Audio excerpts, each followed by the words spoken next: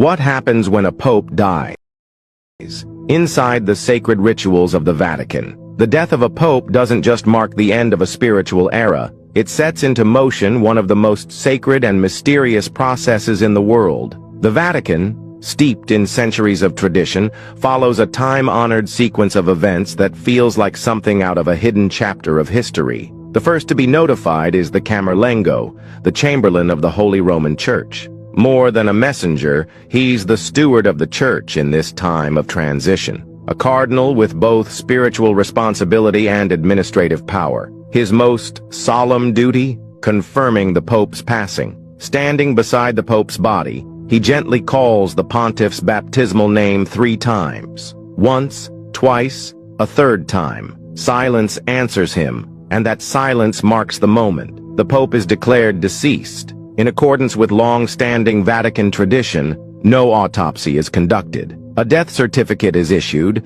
and the Camerlengo proceeds to seal the papal apartments. Once a protection against looting, now a safeguard for the Pope's final instructions and personal documents. Then comes a deeply symbolic act, the removal and ceremonial destruction of the Pope's signet, the Ring of the Fisherman. This ring, a mark of papal authority, is gently cut with shears in the presence of other cardinals. The gesture signifies the end of the Pope's earthly mission and prevents any misuse of his seal. Now the world must be informed. There's a clear order. First, the Cardinal Vicar of Rome, then the Dean of the College of Cardinals, who notifies the rest of the cardinals. The Holy See's ambassadors around the globe are contacted, followed by world leaders. Today, news spreads instantly, but the protocol remains out of deep respect. The Pope's funeral must take place between the 4th and 6th day after his death. However, the mourning and commemoration last for 9 days,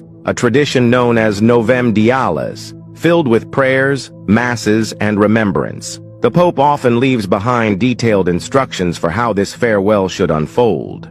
Then, the focus turns to the future. 15 days after the Pope's death, the College of Cardinals begins the ancient process known as the conclave, the election of a new spiritual leader. The word itself means with a key, and that's exactly what happens. The cardinals are sequestered inside the Sistine Chapel, completely cut off from the outside world. No phones, no news, no distractions, just solemn prayer, tradition, and the weight of history. All cardinals under the age of 80 are eligible to vote. In a lesser-known detail, even cardinals under ecclesiastical penalties may still participate. The conclave begins with Mass. Then the cardinals take an oath to follow the sacred rules, and the voting begins. To be elected pope, a cardinal must receive at least 2/3 of the vote. After each vote, the ballots are burned, and the world watches the chimney that rises above the chapel. Black smoke signals no decision has been made.